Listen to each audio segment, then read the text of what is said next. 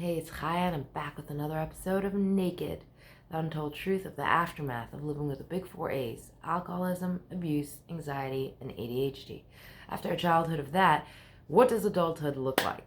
So I'm up to the part where I got out of the narcissistic relationship, and there's just like a mess of stuff going on.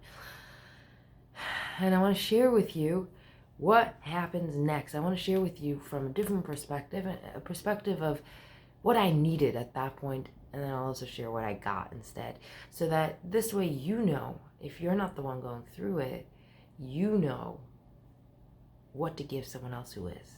So let's bring God into this room right now, because I can't do anything without him. God, grant me the serenity to accept the people I cannot change, the courage to change the one I can, and the wisdom to know that one is me. Gosh, this part of the story is hard for me because it's kind of like muddy and blah, blah.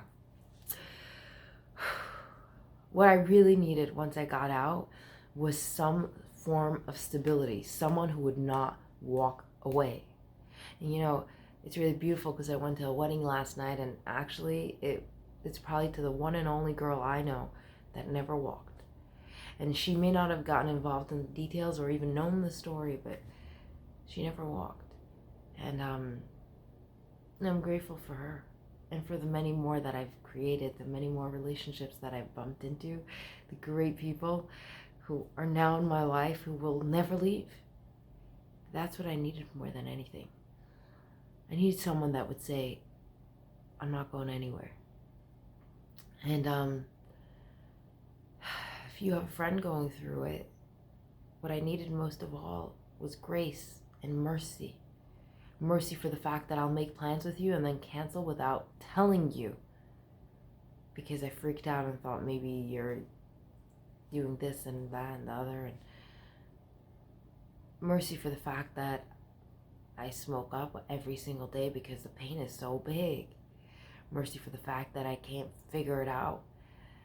Mercy for the fact that I became a workaholic. Mercy for the fact that every factor of whatever it is that your friend is going through, the aftermath of this is horrendous. It's like Hurricane Katrina hit, and now we're going through the rubbish, and we're trying to rebuild a world in there. So yeah, it's going to take time, and we need mercy for the time it takes. We need mercy for the mistakes we made. We need grace. We need to be given that space graciously rather than, I'm giving it to you. Look, you lucky son of a... No, please don't. Don't give me anything. Don't get a part of my life if you can't do it. I didn't ask for it. What I did get, sadly, and I want you to understand this because I believe that this guy that came into my life thought he was trying to help. He thought he was going to help me, but in fact, instead of doing that, he re-traumatized me. And if you are similar to this kind of person, walk away before you can start. Don't re-traumatize people who've already been hurt that bad. So I was a little inconsistent and crazy at that point because for at least the next 6 months after this relationship, I was busy trying to literally clean up the rubbish, and I couldn't sleep at night, and I couldn't eat or keep food down. So I was literally losing weight, losing sleep, just going a little nuts, as you can imagine. And then there's this cute guy that came into my life, and he wanted to date me because he thought I was cute or whatever. Because I'm pretty awesome. And obviously the time was just so bad. I remember telling him, forget it, I told him, I said, you're really cute and I would like to date you, but right now the timing's so bad. What if we tried again? I don't mind being friends, but if it's going to be too hard, let's try again in say a half a year. And I remember he said, no, let's be friends, it's fine. He didn't believe me, he didn't understand. Or he really thought he could be there for me. But guess what? He wasn't. He stuck around for a bit, but then one day just completely vanished. I like to call it pulling a Simon, because that's what he did. He went down in my book as the term pulling a Simon, and since whenever someone does it, we call it that. And it sucked. That's the truth. It sucked. It left me feeling like I didn't know how to. I still can sometimes feel the feeling not as big as it was then. I didn't understand what happened. I felt like I must be wrong. I must be bad. I must have deserved everything. It re-traumatized a part of my brain that just, it hurts so bad to see that. And I want you to know, if you can't be there for someone that's in that stage, that's okay. Step aside. Don't get close. Don't. You don't need to. It's not your job. But it's definitely your job to be kind. It's definitely, that's a human, this is what, as humans, this is something you gotta have. You gotta be kind. You can't do that to another human. For me, it really shattered me. What I needed was the exact opposite of what I got. Be that friend to your friend, the one that doesn't leave. Find your boundaries. Hold your ground. Don't let them step all over you. But find a way to be there. Find a way to stay there. And you'll create something that you never knew. A relationship that's strong enough to withstand everything. And they come back. We always come back.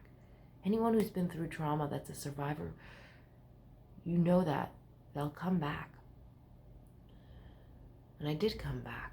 And at the point that I did, well, I did try to fix it with that guy, actually. I tried, like sending him messages over the years, trying to figure out what happened, but he wouldn't talk about it. And you know what, at this point, I kind of laughed, and I'm like, hey, God was really kind to me, because I probably would have fallen for that guy, and I'm sure if this was that's a big thing to do, so it probably would have gotten way worse. But either way, as you can tell, this is a hard thing for me to talk about, the what I needed, because I really didn't get it. I really got the exact opposite.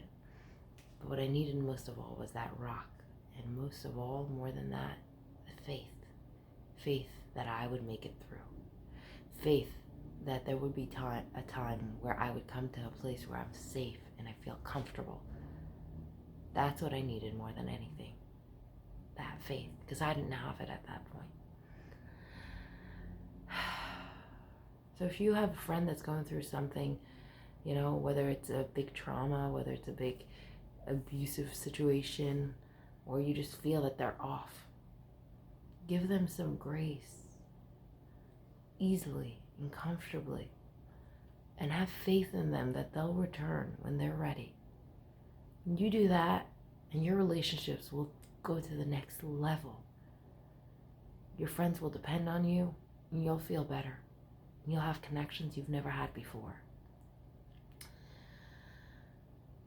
I hope that through all the words I said, something hit you strong enough to know how to be there for others. And for those of you who are going through it and need this, ask the universe for it. You'd be surprised when you know exactly what you need and you ask for it. Ask and you shall receive. Oh, God. Grant us the serenity to accept the people and things we cannot change, the courage to change the one we can, the wisdom to know that one is me. Okay, you know what to do. Like and subscribe. See you soon.